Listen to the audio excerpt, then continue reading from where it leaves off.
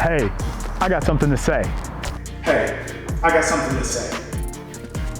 Hey, I got something to say.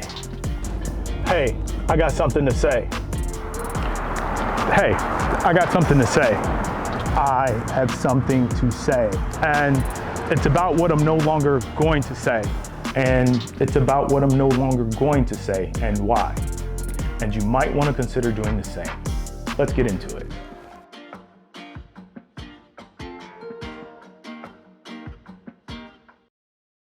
So there's these certain phrases, in this case, 4 phrases that we use all the time and we probably don't give them a lot of thought. But in actuality, words are powerful and we really should reconsider what we're truly saying when we use these phrases and perhaps not use them anymore.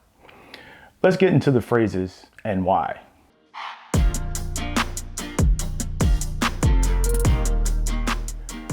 The first phrase, and I use this all the time, it's to make a long story short. But it would probably be better to say what we really mean, and that's that we've been telling this story too long and perhaps rambling, so let me just go ahead and get to the point. It kind of serves as a warning to the audience about the coming change of pace. I've been telling this detailed story up to this point, and now I'm just gonna hurry up and rush and get to the end. But the real skill is telling the story with the proper pacing in the first place. Just enough detail to keep it interesting, but not so much that you lose the point and forget to advance the narrative. Storytelling is a skill. So when you say to make a long story short, you're basically saying, I messed up. But you're also undermining yourself and you're saying that you didn't need to pay attention to much of what I said up until this point. Stop saying this phrase by not having a need to say it. So to make a long story short, tell better stories. The next phrase on the list is one that I've used countless times and still use to this day. I would really like to get it out of my arsenal of sayings. And that saying is,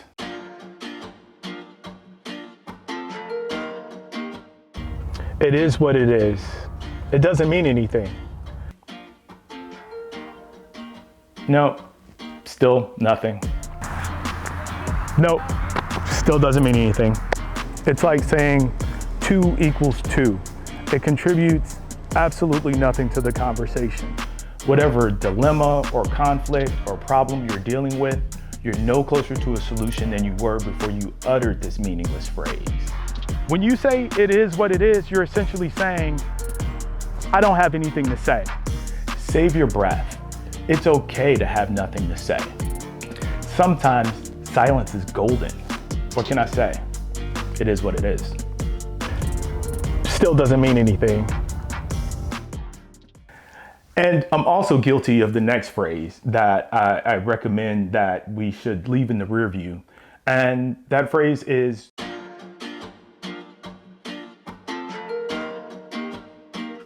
to be honest with you. Now, this is an interesting one. Let's think about what it means and why would we ever use this phrase in the first place? Is it because that we haven't been honest up until this point? Or is it that we're just not honest in general? No, the reason we say this is usually for one of 2 reasons. And the first reason is to call attention to what it is that we're gonna say next. Whether it's because it's a delicate subject matter or because maybe we think that we're giving the person with whom we're speaking some sort of inside scoop. First, if it's a delicate subject matter, it's better to be direct. And if you're giving the inside scoop, better to just go ahead and give them the scoop. If you feel the need to couch whatever it is that you're saying with the phrase, to be honest with you, then you really need to think about whether or not what you intend to say next needs to be said at all. And the second reason we use this phrase is to connect with people. And this is really the worst reason of all because it's actually a manipulation. You're trying to indicate to the other person that, hey, I'm about to open up now. But what we're really doing is we're questioning our own integrity and throwing the possibility that we may not be honest into the ether.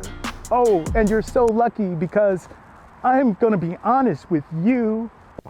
Just say the words that you gotta say and let them speak for themselves. Now that's honest. And speaking of the phrase, to be honest with you, I have to be honest with you. And I heard a similar phrase or a similar idea on this YouTube channel called Charisma on Command. You should check it out. It's got a lot of neat concepts, ideas, and I wanted to make sure that I gave them their props.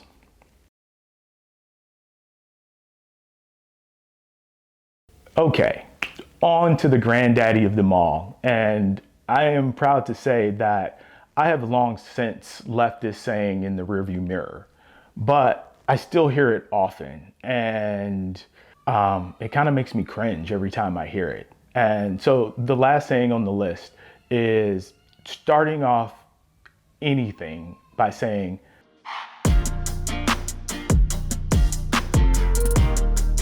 no offense. When you say no offense, but blah, blah, blah, what you're really saying is, I think what I'm gonna say next is offensive. And as a result, you make it offensive. No offense is an insult masquerading as an apology before the fact, and that makes it more offensive. Essentially, you're asking for permission to deliver an insult and then delivering it. If you feel the need to use this phrase, think twice about what you intend to say next. And if it's something that truly needs to be said, just say it. If you use this phrase often and I've somehow offended you, well, good.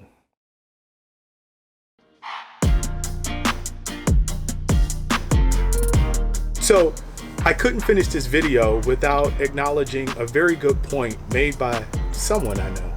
So there might be a time when it's actually okay to use the phrase long story short if you use it at the beginning of the story. So if you have a long detailed story to tell someone, but instead you opt to say long story short and just get to the point, and then the person has the choice to ask for more details. So you could say like, long story short, I didn't get the job, or long story short, I ended up going with plan A.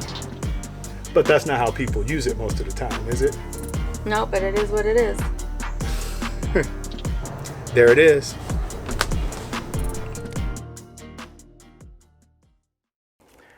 The goal of this video isn't really to tell you what not to say, but instead to serve as a reminder that words are powerful and as a result should be treated as such.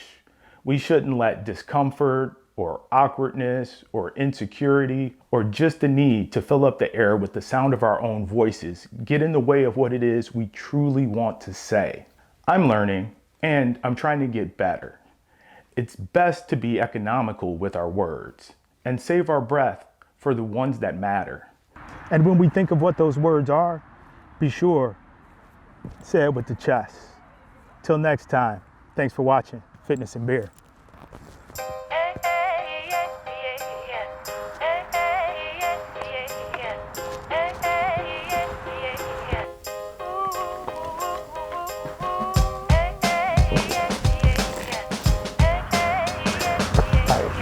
That's good.